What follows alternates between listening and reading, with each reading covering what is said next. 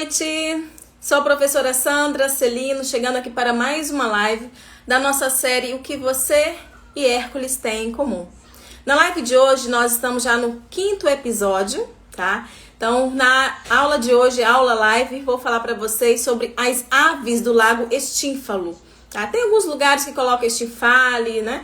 Mas a maioria que a gente encontra aí, o registro é do lago Estínfalo. Então essas aves tinham aí umas características muito peculiares que você vai aprender aqui. E também qual a simbologia, o que ela pode representar para você, estudante, aí enquanto no seu caminho em direção à aprovação. Então vamos, sem perca de tempo, nós vamos hoje trabalhar esse assunto. E nas lives anteriores, eu abordei para vocês aqui falando sobre, ou melhor, a live da semana passada, inclusive, deixa eu até que falar, ela não está no IGTV, mas amanhã eu a colocarei, porque na quarta-feira passada teve aqui uma pane no Instagram, muita gente perdeu o que tinha feito, e eu consegui recuperar, certo? Então, amanhã eu vou conseguir subir essa live da semana passada para você não perder a sequência dessas lives, já que a aula da semana passada também foi muito interessante, o trabalho de Hércules, né? O quarto trabalho, que era para ele conseguir capturar a corça de Cerineia, aquele animal que tinha o chifre de ouro e os pés de bronze, simbolizando aí também essa questão do espiritual e do terreno. Nós fizemos toda essa analogia e aí você pode conferir caso você não tenha assistido a live da semana passada. Obrigada, Cíntia, por já estar aí conosco. Então vamos convidar pessoas para assistir. Eu vou enviar aqui também, vou convidar umas pessoas para assistir a nossa live.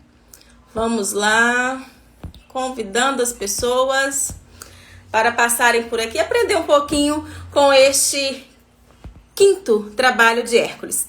Então vamos à história, já que é para contar a história, vamos à história. Como eu já falei, né, o Hércules ele precisou realizar 12 trabalhos a fim de se livrar de uma culpa. E o rei Euristeu, o primo dele, incumbiu que nessa tarefa ele deveria fazer o quê? Ele deveria espantar as aves que estavam assolando uma região, toda uma circunvizinhança. As pessoas não podiam se aproximar, porque ao se aproximarem, o que acontecia? Aquelas aves que... Qual era essa característica peculiar, ou quais as características peculiares que essas aves tinham? Elas tinham asas de bronze, bicos de ferro. Então, alguns falam assim que elas eram horrorosas. Vamos pensar numa ave de rapina, que a gente tem aquela visão assim ruim. Vamos pensar que eram aves de rapinas enormes, mas que tinham essa questão aí de serem metálicas, terem aí as asas de ferro. E segundo consta a história, ao perceberem que se aproximava alguém, elas iam logo elas jogavam a pena, olha só. Elas não investiam totalmente, elas não iam direto. Elas jogavam uma pena e depois, o que acontecia? Elas machucavam essas pessoas e elas vinham para devorar esses indivíduos. Então, olha só, então eram aves sinistras, todos tinham medo e elas estavam impedindo que as pessoas se aproximasse. E já a região do lago, segundo consta, né, o lago Estínfalo, perto ali havia muitos terrenos que precisavam daquela água para quê? Para a agricultura. Então toda uma população estava sofrendo devido àquelas aves. E elas se multiplicaram muito, tá? Eram muitas, incontáveis, e diz que elas sobrevoavam, ficavam sobrevoando constantemente, de um lado para o outro, incessantemente, sem parar, tá bom? E outra coisa interessante também dessa história é que essas aves, o fato de estar no alto, né, sobrevoando ali a região, elas começaram a impedir que os raios solares chegassem até a Terra, até aquela região. Então pensa que cena macabra. Um vale, né, um lago que era antes puro, que era límpido, que havia vida. Agora, devido àquelas aves, o que aconteceu com lago. Ele virou quase que um pântano, um lugar tenebroso, escuro, com restos mortais, com odor, né? Imagina a situação. Porque aquelas aves estavam fazendo o quê? Estavam jogando seus dejetos, deixando cair dejetos. Então ficou um lugar horrível, um lugar, a cena assim horripilante. Tanto é que quando a gente procura algumas imagens, eu procurei algumas imagens aí para retratar, então são cenas feias, algumas pinturas acabam amenizando, mas a situação não era bacana. E como Euristeu, o primo do Hércules, queria acabar com a vida dele. Boa noite, Marileile. Boa noite, Jéssica, a Jamile, a Romário, que passou por aqui. Que bom que vocês chegaram. A Cíntia já falei, né? Que a Cíntia já foi a primeira a acenar aí. Então, esse primo do Hércules, acreditando que com este trabalho o Hércules seria exterminado, ele estava assim muito feliz, achando que dessa vez o Hércules não ia conseguir sair de lá. Mas o filho de Zeus, o semideus Hércules, dessa vez também ele não foi sozinho, tá? Ele levou o seu primo Iolau, mais um, nós vimos aqui para acabar com a Hidra, ele precisou levar o primo. E agora também nessa tarefa ele levou o primo Iolau para ajudá-lo. E claro que ao chegar no local, quando as aves avistaram Hércules chegando, já começaram a jogar as penas. E Hércules, ele estava munido de quê? Da sua flecha, que nós já aprendemos aqui na primeira aula, na segunda aula, que ele embebedou as flechas no sangue da Hidra, que era mortal. Então, isso passou a ser um escudo para ele. E é claro também que nós já aprendemos aqui na primeira aula que ele estava revestido com a pele do leão que ele havia matado. E era um leão que indestrutível. Então, as tarefas anteriores, preste atenção, as tarefas anteriores foram dando a Hércules condições para vencer as próximas. Então, atente-se a isso, tá? Os problemas que nós passamos, e já que nós estamos aqui focando na sua vida de estudante, aqueles problemas que você vai vencendo paulatinamente, eles vão te fortalecendo para que você chegue ao final da sua trajetória. Embora seja trabalhoso, não é assim? Você às vezes chora, você se machuca. Nós tivemos nessa aula de hoje, tem uns relatos que falam que as penas até conseguiram arranhar um pouquinho Hércules. Então, há situações em que você pode sair ferido, machucado, mas sai vencedor. E o Hércules, todos esses trabalhos, ele saiu vencedor. E, por exemplo, até agora, né, a gente sabe, você já conhece o Hércules, sabe que ele venceu os 12. Mas eu tô indo devagar. Mas ele, ao vencer esse quinto trabalho, com certeza ele traz consigo uma fortaleza, algo que vai ajudá-lo nos próximos trabalhos. E, de acordo com a narrativa mitológica, Hércules ele havia ganhado um presente antes de ir para essa investida, antes de ir para esse trabalho. Olha que interessante, ele ganhou, alguns falam que foi um sininho e outros falam que foi matraca, um instrumento que faz barulho. Só que quando ele ganhou, ele não entendeu para que servia. Olha que interessante essa analogia também. Quantas vezes você tem ferramentas, tem armas na sua mão e você desconhece o potencial delas e às vezes nem sabe para que utilizá-las. E somente na situação, no contexto é que as coisas se clareiam, não é? E isso aconteceu com Hércules. Em uma versão diz que ele ganhou anteriormente. Na outra versão, diz que enquanto ele estava ali lutando, lançando os seus dardos, né, as flechas, caiu do céu o presente. Então, independentemente da versão, olha só, então você pode ter características, você pode ter recebido aí dons, dádivas, que às vezes você desconhece o porquê, e às vezes pode acontecer de virem dádivas de acordo com a circunstância. Cabe a você, na hora, estar atento para perceber como utilizar essa ferramenta na sua trajetória. Então, na história do Hércules, tá? Então, diz que ele começou a fazer muito barulho com aquele sino ou com a matraca, né? A história é que houve o barulho. aquelas aves que não estavam sobrevoando, que estavam escondidas, vieram à tona. Diz que a narrativa fala que foi um barulho ensurdecedor. O grito delas e o som do instrumento que o Hércules tocava, diz que a junção daquele som foi algo aterrorizante. Mas a questão é que, embora não tenha sido uma cena legal, uma cena bonita, isso fez com que Hércules e o seu primo conseguissem matar a maioria, quase todas as aves que ali apareceram. E diz a história que as que não foram mortas foram para bem longe e nunca mais voltaram. Então, e assim ele acaba vencendo, então, esse quinto trabalho. E o que este quinto trabalho tem a ver com você, estudante? Eu quero chamar a atenção para vocês que eu já expliquei que nenhum mito, nenhuma narrativa, ela foi criada aleatoriamente. Tudo tem uma simbologia, querendo explicar algo. E nós falamos de lago, falamos de aves. Então, são aves do lago. Então, quero falar aqui para vocês essa simbologia. O que o lago significa e as aves. Na nossa cultura, o que a ave simboliza? O que a ave significa? Então, eu fiz aqui as minhas anotações, as minhas pesquisas para compartilhar com vocês, tá? Então, um fato interessante que eu quero chamar a atenção, até mesmo antes de fazer essa analogia, é o fato de que o lago, né?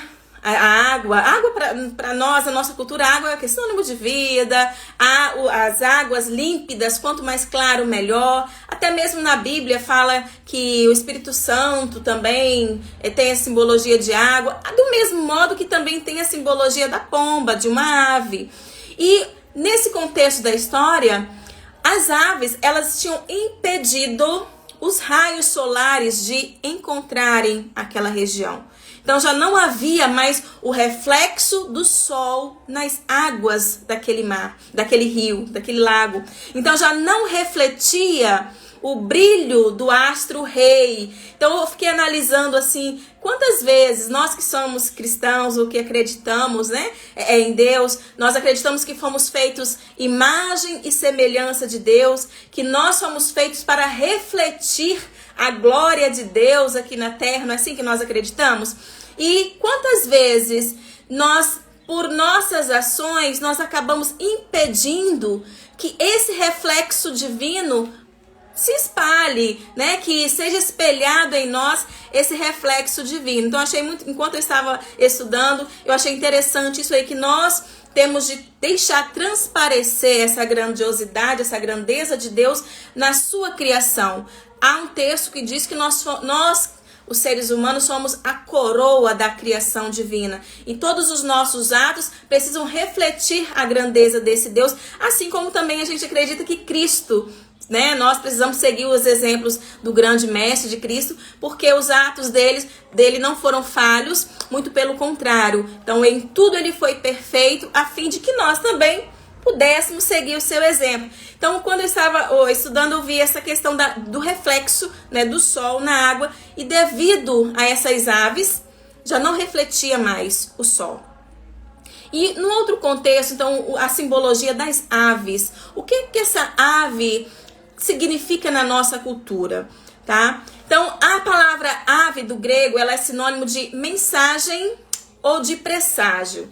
Eu não sei se você já conhece alguém que às vezes quando vê um urubu perto de casa ou em cima do telhado, a pessoa já fica, meu Deus, que mau presságio. Alguém aqui que está assim já ouviu isso? Coloca um ok aqui para ir interagindo. Então, eu já convivi com pessoas que fazem isso, né? Quando vê um urubu, olha, isso não é... Da mesma coisa que faz com um gato preto, não tem? Quando um gato preto atravessa, na frente fala, meu Deus, não é bom sinal. E as aves, elas têm essa simbologia para muitas pessoas. No caso de ver um urubu, né? Ou se vê um outro pássaro bonito ou não, sempre tem aquela questão, olha que beleza, ou olha que não, já fica assustado. Então, na mitologia, as aves, elas tinham esse significado de trazer uma boa mensagem ou de ser um presságio, seja ele bom ou ruim. Também tinha a questão da simbologia da imortalidade da alma. Então, para algumas culturas, a ave também significa esse contato com o Altíssimo, a imortalidade. Nossa alma, ela é um ser imortal, não é assim? Aliás, é a nossa parte imortal. Nós somos trinos, corpo, alma e espírito, não é? E a alma, aquela parte imortal. E para algumas culturas, a ave também simboliza esse contato com o superior, com a imortalidade.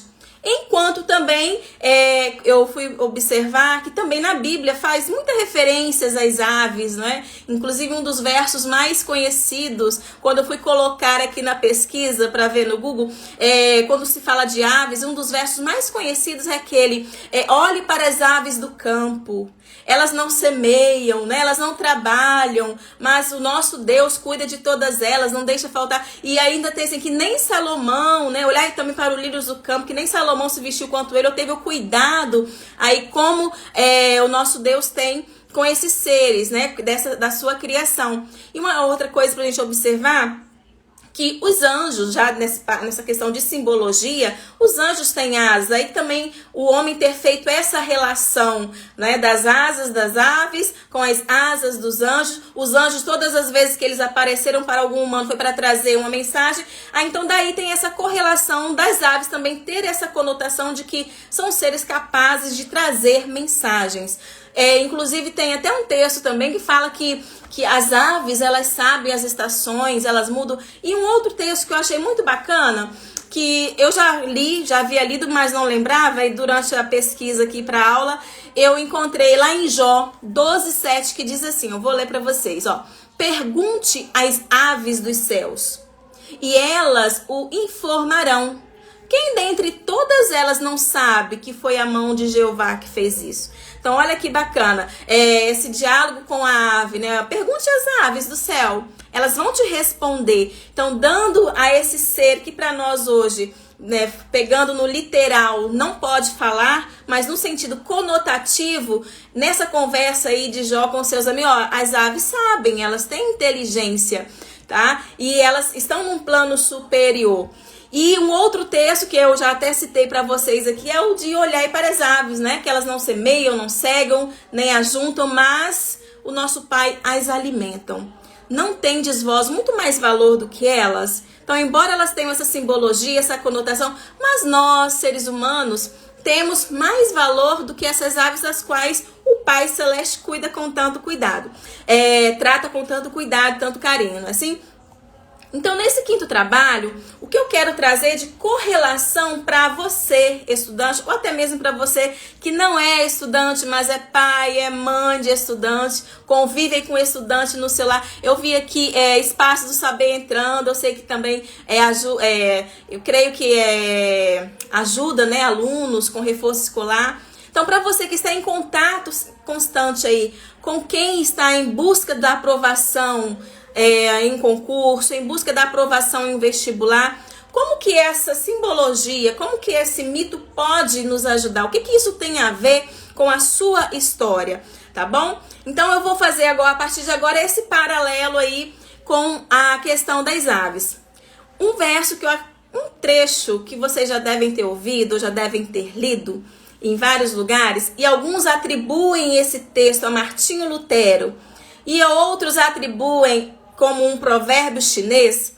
Vocês já devem ter ouvido dizendo que nós não podemos impedir que as aves sobrevoem sobre a nossa cabeça. Já ouviram isso?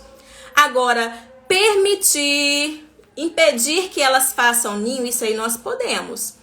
E então essa fala, ela é atribuída a Martinho Lutero porque ele a utiliza em um texto e depois ele faz um paralelo com a questão do pecado. Então alguns acabam atribuindo sempre essa frase a Lutero. E outros já falam que não, isso aí é um provérbio chinês que Lutero se apropriou para fazer uso em um dos seus sermões. Então, independente aí da origem, isso é fato, é certo. Então você não pode impedir que elas sobrevoem. Agora, impedir que elas pousem, isso você pode. E o que eu trouxe, então, para você, estudante, essa analogia? Eu poderia aqui dizer para você, estudante, que se apropriando da história que eu acabei de contar, que essas aves podem ser problemas, que alguns precisam ser exterminados, que Hércules matou a maioria, e mais outros se afugentaram. Então, na nossa vida, há contextos que há situações que precisam ser mortas, exterminadas, há outras que só se você se afastar delas, você resolve, certo? Também, uma outra questão que eu poderia dizer para você, olha, essas aves, elas estavam impedindo que o sol chegasse até o lago. Você, estudante, cuidado com quem você anda, cuidado com aquelas pessoas que podem estar impedindo a sua evolução, que podem estar impedindo chegar a luz até você. Então, pode estar acontecendo dessas pessoas estarem sugando sua energia para atitudes, para ações que não estão condizentes com o quê? Com o seu projeto, que eu creio que você, estudante, deve ter o seu projeto. Para você que quer chegar à aprovação, você não pode ir de qualquer jeito, você tem de estabelecer aquilo que você quer, não é assim? Então, eu poderia fazer esse paralelo, tá? Mas eu optei, já que essa é uma leitura subjetiva, é a minha visão, porque outras pessoas podem ler essa história de Hércules e traduzir de uma outra forma. Então, essa é a visão que eu, Sandra, trouxe para vocês depois de algumas leituras. Então, eu associei esse quinto trabalho de Hércules à autossabotagem.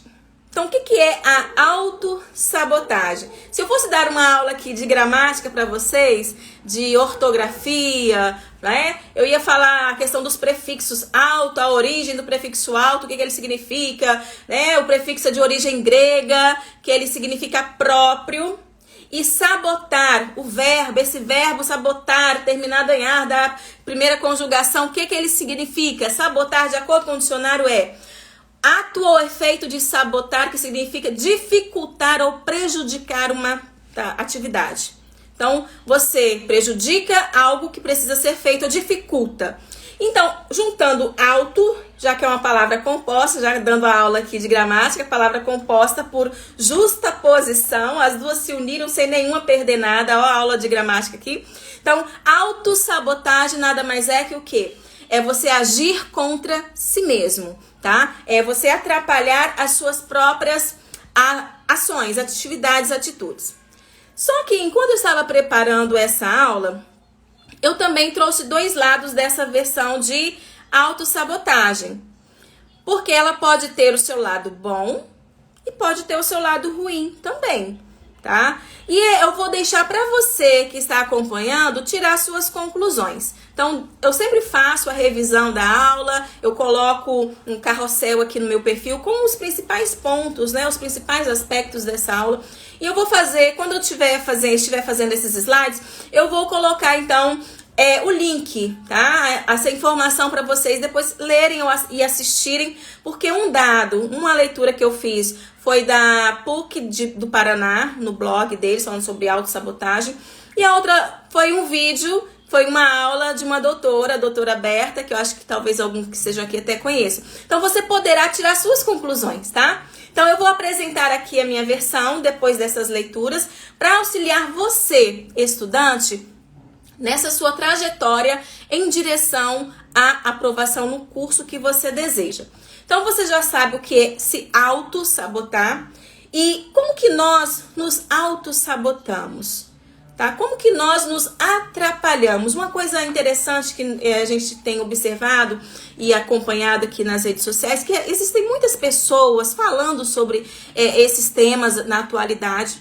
Você observa grandes cursinhos, né? Eu falo assim de renome, que eu sou só a professora Sandra. Então você encontra aqui cursos com 500, 600, 700 mil seguidores e os professores também comentando isso, que muitas vezes o aluno ele já tem uma bagagem, ele já tem tudo que ele precisa na mão, mas que falta esse aluno o quê? Às vezes é uma rotina, um direcionamento, é esse aluno ter a inteligência emocional para conseguir gerir, tá? Autogestão foi algo que eu falei na live passada. Se você não assistiu, amanhã eu vou subi-la aqui no GTV. Então, você precisa ter essa autogestão para conseguir avançar. E no caso aqui desse quinto trabalho, que eu decidi colocar essa autossabotagem, porque muitas vezes também é a autossabotagem que está te impedindo de progredir, de chegar aonde você quer. Porque você começa a se culpar por não estar fazendo o que deve ser feito. Só que uma coisa interessante que a autossabotagem, ela vem também como uma forma de nos proteger. Olha que interessante. O nosso cérebro, o que ele faz? Ele é um camaradinho assim que às vezes ele nos ajuda, ele quer nos ajudar e muitas vezes ele nos atrapalha também, porque a gente acaba dando mais atenção a ele, né? Ele diz, não levanta cedo para caminhar, né? Por quê? Porque ele quer poupar suas energias. Ele fala, não coma somente isso aí porque eu quero mais calorias. Às vezes ele vai dando essas dicas e a gente vai se levando, vai se adaptando. Então, uma coisa que eu ouvi a doutora Berta falando. Então, muitas vezes essa autossabotagem, ela é o quê? Muitas vezes não, ela afirmou, né, no vídeo dela. Então, a autossabotagem é essa adaptação que nós vamos fazendo aos poucos às situações, ao contexto. Vai nos deixando confortável até certo ponto. Mas por outro lado, nas outras leituras que eu estava fazendo, a autossabotagem, ela te dá um prejuízo. Por quê? Porque ela impede que você realize o que deveria fazer se você tivesse planejamento, se você tivesse rotina, se você tivesse organização, tá? Então depois você assista e leia os trabalhos para que você possa ver esses dois lados. Então o cérebro, na verdade, ele quer poupar energia. Ele não quer que você se canse, não quer que você sofra, não quer que você se exponha. E muitas vezes o medo de se expor nos autossabota. Como assim, Sandra? Exemplifica isso. Quantas vezes o aluno, por medo de falhar, tá? Por medo de falhar, por medo de mostrar fraqueza, por medo de ficar para trás, por medo, o aluno ele usa pagar mico, né? Os alunos usam essa expressão. Pagar mico, e por medo do julgamento, muitas vezes ele não faz o que deveria fazer, ele não se esforça como deveria se esforçar, ou ele deixa de fazer ações que deveria fazer para poder ir ao encontro daquilo que as outras pessoas estão falando, ou estão querendo que ele faça. Por exemplo, o exemplo de autossabotagem, quando você sabe que naquele dia, você tem 4 horas para estudar, mas os colegas chegam na metade do seu estudo e falam, vamos ali, vamos fazer tal coisa, vamos fazer um jogo, e você deixa de fazer o que tinha de fazer para poder atender aos colegas. Então você está se autossabotando, porque você está querendo agradar a esses colegas. Eu não vou falar não. Eu não vou querer que eles me chamem de CDF, eu não vou querer que eles fiquem me criticando. Então talvez por essas questões você acaba se auto-sabotando para poder ser aceito. Mas acontece que depois disso, você pode até ir, você pode até deixar para depois. Um outro exemplo, mas depois você fica se culpando. Um outro exemplo de auto-sabotagem é quando você... eu vou usar uma disciplina que eu tenho muita dificuldade, não nego. Tanto é que eu escolhi letras, né, gente? Matemática. Não é minha praia, nunca foi. Física, Deus me livre. Então, assim, vamos pegar, se eu tivesse que fazer uma prova, tá? Como a gente fala, quando eu estudei na faculdade, nós tínhamos os testes integrados, né? Não sei hoje como que fala isso. Só o que a gente fala de simulado, né? Mas na faculdade eram testes integrados devido ao total de disciplinas ali. Então, se eu tenho de fazer um simulado que só tenha, naquele dia 4 disciplinas ou 3 disciplinas, e aqui eu tenho menos conhecimento em matemática, será que eu vou me fixar nela? Eu vou fazer o seguinte, eu vou estudar aquelas que eu acho que eu sei, que eu domino, e vou deixar para lá as outras. Ou se não é uma questão de simulado, mas eu estou em casa, eu tenho 10 questões para fazer naquele dia de matemática, mas eu sei que eu tenho dificuldade, eu sei que eu vou demorar a fazer, eu sei que eu vou ter que ler muito, eu sei que eu vou errar, tá? Ou talvez precisar de pedir ajuda. Então, para evitar a fadiga, o que o cérebro faz? Olha, você também tem 4 questões de biologia para fazer. Faça as questões de biologia, que aí você deixa a questão mais difícil, que era nela que você deveria focar, né? E aí vai fazer a outra, que é menos tempo que você vai gastar, é algo que você já tem uma noção, você vai fazer com mais rapidez, e aí Em vez de você aproveitar o tempo que sobra para fazer pelo menos 2 de matemática, o que você vai fazer? Você vai pegar o celular, vai ficar olhando o feed das pessoas, vai olhar o WhatsApp, vai fazer outras coisas, enquanto você poderia estar gerindo o seu tempo, que nós já estudamos aqui, já falei com vocês. E aí, isso acaba. Então, quando você age dessa forma, você está se auto-sabotando. E aí, depois chega no dia da prova, vem o quê? Vem a culpa, vem aquele medo de zerar, não é assim? E aí vem o resultado. E aí, quando chega o resultado, o que você faz? Qual é a tendência? Culpar. Ah, mas o professor. Ah, mas a minha mãe, na hora que eu tava fazendo, me chamou pra fazer tal coisa. Ah, mas no dia que eu ia fazer, chegou, os colegas me chamaram pra sair. E aí, nós começamos a dar desculpas, se justificar, não é assim? Pra tentar dizer por que nós tiramos aquela nota. Ou por que esse ano eu não consegui ser aprovado no Enem, pelo Enem? Por que nesse ano a minha nota de redação caiu? E aí a gente começa então a procurar desculpas, se auto-justificar, sendo que aquele resultado é o quê? É fruto das nossas ações. Porque nós preferimos, nós optamos, tá? Então a autossabotagem, muitas vezes você faz ela consciente. Tá? Você sabe que deveria fazer o texto mais difícil, entregar a redação, mas você opta por fazer o que é mais fácil para você, que vai gastar menos tempo, que vai gastar menos energia. E o interessante disso tudo, que depois então, como eu falei, e isso foi até no artigo lá da PUC que eu li, eles colocaram vários. Eu só trouxe aqui 4 para falar com vocês. Que eles falam que ela pode trazer o quê?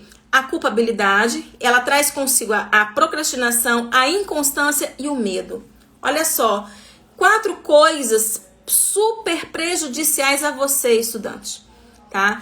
Então, quando você não consegue aprovação naquele ano, você tem a culpa, você evita enfrentar julgamentos, você fica preocupado, né, com a questão dos julgamentos. Aí a procrastinação, que eu já falei, você acaba deixando para depois, jogando para lá.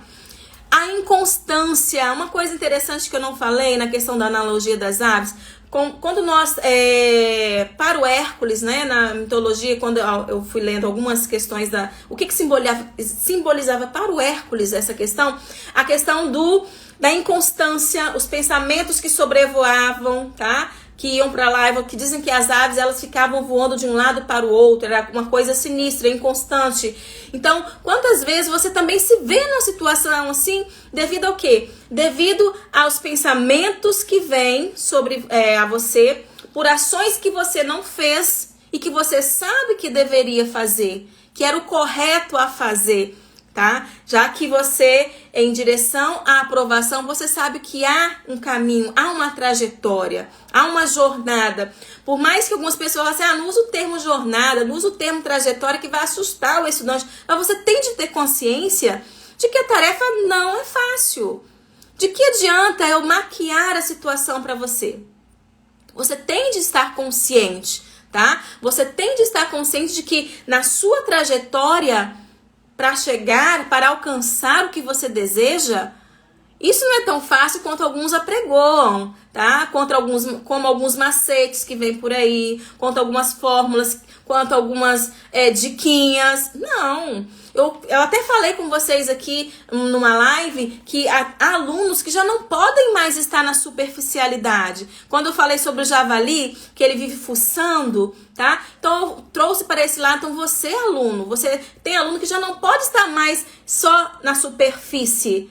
Então há momento na sua trajetória que você tem de se aprofundar, tem que buscar mais, tem que tirar tempo, tá? Tem até uma frase aí muito usada aqui na internet, sangue, suor, lágrima, né? Você tem de dar sangue, suor e lágrima para conquistar as coisas que você quer.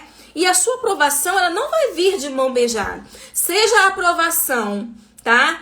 Nós estamos aqui falando de aprovação no curso superior, mas seja aprovação social, aprovação na família, aprovação profissional, então ela nunca vem de mão beijada. Há uma trajetória para você fazer. E o problema é que nós, às vezes, visamos lá e esquecemos de olhar aqui, nos estressamos, ficamos ansiosos, e o aluno, você é aluno, um dos grandes problemas, infelizmente, do nosso alunado hoje é a ansiedade.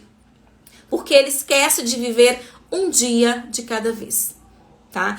E quando eu estiver falando das dicas, né, já tô quase chegando para o final. Obrigada a vocês que estão acenando, vocês que entraram. Marileira está aí acompanhando desde o início. Então, assim, é importante você, aluno, entender que um abismo chama outro abismo. Se você deixa acumular tarefas, se você não faz o que deveria ser feito naquele dia, a tendência é você então ficar se culpando, é você ficar ansioso, é você ficar estressado e é não chegar ao resultado. Eu falei aqui na aula anterior que informação sem ação não vira conhecimento, tá? Então, informação sem ação não gera resultado. Então não adianta nada você saber o que tem de fazer e não fazer. Eu falo isso até pra mim, tá? Eu tô, assim, a carapuça serve aqui pra Sandra. Aqui em casa, quantas vezes eu tenho tarefa de dona de casa, né? Eu sei que eu tenho de fazer algo, por exemplo, lavar roupa. Tem roupa que não bate, né? Não põe a máquina, tem que lavar a mão. Então eu fico, deixo lá, vou acumulando, vou fazendo as outras coisas que eu acho mais fáceis ou que eu gosto de fazer. Mas não tem jeito, chega a hora que eu sei que eu tenho de fazer, que é o que eu vou precisar fazer aqui em casa. Tá? Então há questões sua, estudante, que não adianta você depois querer ficar culpando ou delegando, porque a aprovação está nas suas mãos. Tem professor que te orienta, tem um mentor que te direciona, mas se ele te direcionar e você não fizer o que ele está falando, não vai adiantar nada. Não é assim? Então, você tem que entender que a aprovação é algo que está em suas mãos, em suas atitudes. A ação gera resultado, tá? Então, quando a gente fala aqui nessa história de hoje, de não deixar os pensamentos, trazendo essa analogia, né, dos pensamentos, uma coisa que contribui para a autossabotagem é aquilo que você ouve, tá? Então, cuidado com as palavras que você deixa entrar.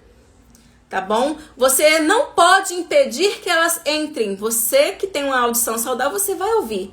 Agora, você pode impedir que elas cheguem ao seu coração. Você pode impedir que essas palavras te entristeçam. Você pode impedir que essas palavras te paralisem, tá? Então, cabe a você fazer o que tem de fazer com aquilo que você está ouvindo. Então, cuidado que aquilo que você ouve pode sim contribuir para que você fique se auto-sabotando. Por exemplo, nossa, fulano, tudo que você faz não dá certo. Nossa, você começa e não termina.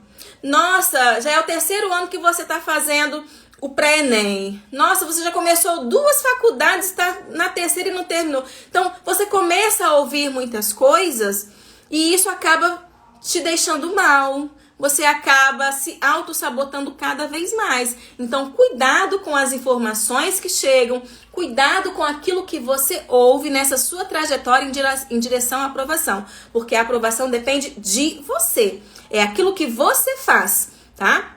Não vai depender do outro, o resultado é seu. Então, eu quero a partir de agora dar as dicas. Já que eu falei, então, da autossabotagem, expliquei o que vem a ser. Tá, Sandra, mas como que eu faço? Ela é um mecanismo de proteção que o meu corpo, que o meu cérebro me dá, tá? Então, ele quer me proteger da fadiga. Então, o que eu tenho de fazer? Eu citei aqui, né? Viver o agora, um dia de cada vez. E para você viver um dia de cada vez, eu já citei aqui em aulas anteriores, a questão de estabelecer uma rotina, de ter método, de ter foco, de você saber para onde você está indo, tá? Então, uma coisa importante que eu quero dizer aqui para vocês é que você precisa entender, aluno, para que lado você tem que se mover. Ou o que te move. Vamos mudar o sentido do verbo mover, né? O que te move?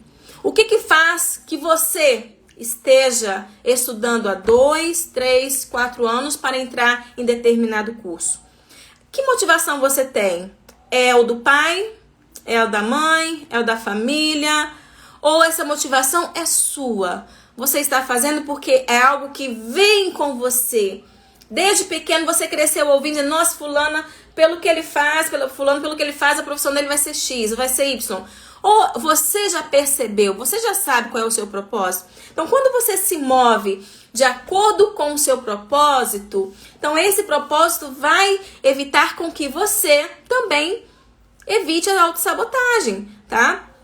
evite, tá? Não deixe de ter, mas vai evitar. Você pode evitar quando você já sabe qual é o seu propósito, a que você veio, o que você tem de fazer. E quando você identificar isso, pare de se justificar. Como diz o Pablo Marçal, né? Chega de desculpas. A gente vive arranjando desculpa. Eu tô falando aqui, mas eu sou mestre em arranjar desculpa. Ah, não fiz por causa disso. Ah, não fiz devido àquilo.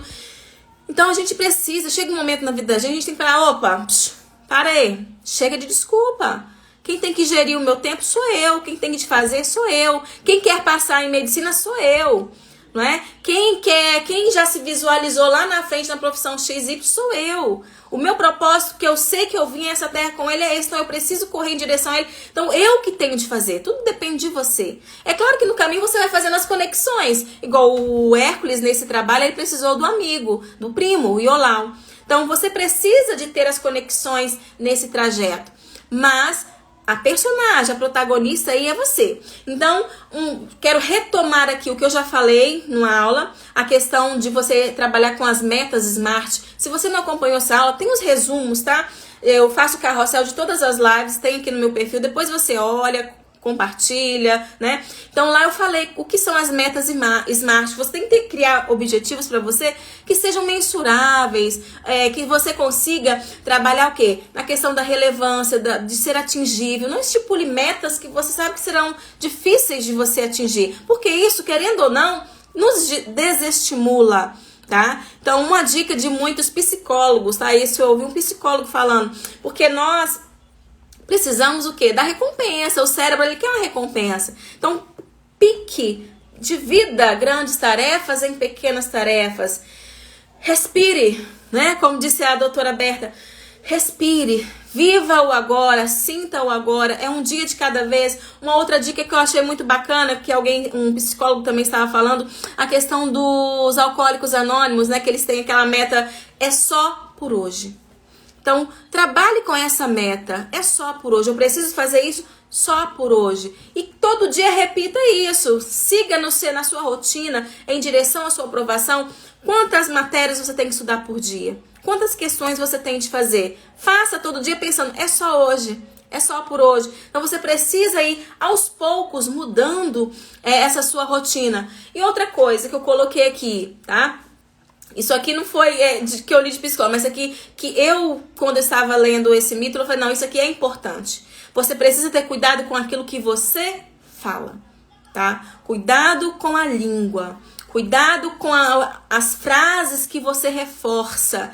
Eu não sei, eu não consigo, é difícil, eu não entendo, é complicado. Então, cada vez que você vai reforçando isso, fica pior para você. Desculpa me dizer, desculpa me te falar isso, mas vai ficar cada vez pior, tá? Então, você precisa mudar esse seu vocabulário. Cuidado com aquilo que você fala. Então, profira, fale frases motivacionais. Só que a motivação sem ação também não é nada. Então fale essas frases, mas faça.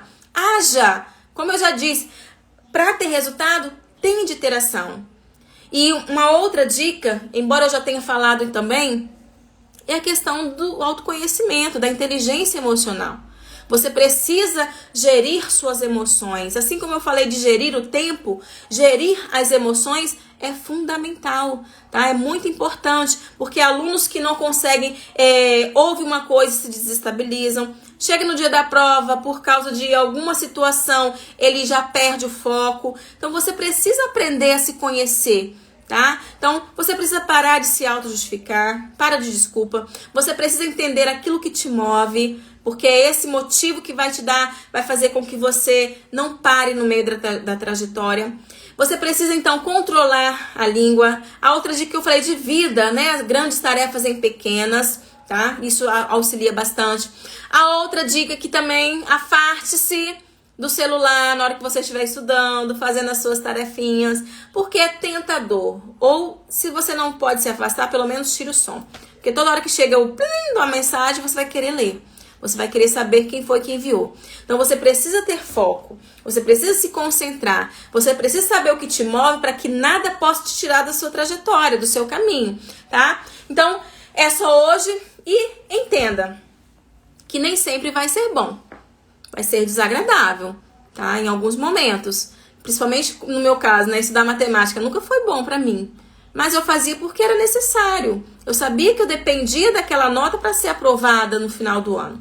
Então, muitas coisas que nós fazemos não porque gostamos, mas fazemos porque é necessário, precisa fazer. Então, você estudante, em direção à aprovação, você precisa aprender a gerir a sua emoção e não deixar que elas te conduzam. Ah, hoje eu não estou com vontade. Tá, você não está com vontade, mas você já não estipulou que você tem que fazer 10 questões por dia? Se você não fizer hoje, amanhã vai acumular, não vai ser pior? Então, mesmo sem vontade, faça. É aquele exemplo da dieta, né? Mesmo sem querer comer um alface, mesmo sem querer ir para academia, sem querer caminhar, caminhe. Vá para academia, faça o que tem de ser feito, tá? O resultado é excelente, mas nem sempre a trajetória é bacana, é legal. Tá? Eu já falei também, hoje eu tô muito falando de passado, tô muito falando do passado, né? Já falei. Mas olha só, eu quero trazer à memória, se você acompanha aqui as nossas aulas, houve uma live que eu comentei aqui, a questão de Cristo, que pra mim é o meu exemplo maior. Então, Cristo, na sua trajetória, o que ele fez? Mesmo o contexto atual sendo de crucificação, sendo de injúria, sendo de cuspe na face, sendo de coroa de espinho, independentemente disso, ele olhava para quê? Ele olhava para o alvo, para o futuro. Qual era o futuro dele? Estar assentado à destra do Pai. Então isso o movia, isso morrer pelos pecados de todos, não é assim que nós acreditamos, a maioria de nós acredita. Então, ele sabia dessa missão dele e ele suportou, porque ele sabia o prêmio que o aguardava lá à frente. Então, na sua trajetória em direção à aprovação, a trajetória não vai ser fácil, nem sempre será flores. Você terá aqueles momentos de felicidade, fechei a prova, ou não fechei, poxa, errei 2, errei 3, ou não, esse conteúdo eu não entendo, tá difícil. Então, você vai ter esses momentos, mas lembre que quando você já estiver lá na faculdade, ou depois, já trabalhando na profissão que você escolheu, você vai dizer, valeu a pena. Vai valer a pena todo o esforço, toda a sua dedicação para chegar àquilo que é o seu propósito aqui. Se assim for, você já tem isso definido. Se não for, então também outra sugestão. Não perca o seu tempo. Não gaste as suas energias estudando para um curso que não é aquilo que move seu coração. Tá? Porque senão você vai ser um profissional frustrado, os seus clientes não serão bem atendidos, você não vai receber o suficiente, tá? Então, assim, há muitas coisas que devem ser analisadas nessa sua trajetória. Mas uma coisa é fato, depende de você, tá? Então é você que tem de fazê-lo, é você que tem que se autoconhecer para chegar aí à aprovação tão sonhada. Por hoje é só. Alguém tem alguma perguntinha? Obrigada a vocês que permaneceram. Gratidão para quem interagiu, para quem passou. Muitas pessoas passaram por aqui, deixando um oizinho. Então, muito obrigada. E na próxima semana estarei aqui novamente falando para vocês de mais uma tarefa. Chegamos à metade, não é? Ao 6º trabalho de Hércules. Então, qual será esse tema? É só você ir acompanhando durante a semana no perfil. E eu vou colocar, então, o resumo dessa aula. Vou colocar a aula da semana passada que eu ainda não subi. Então tem muita coisa pra gente postando durante essa semana. Então forte abraço e espero você aqui na nossa próxima aula para mais uma aprendizagem com este herói, Hércules.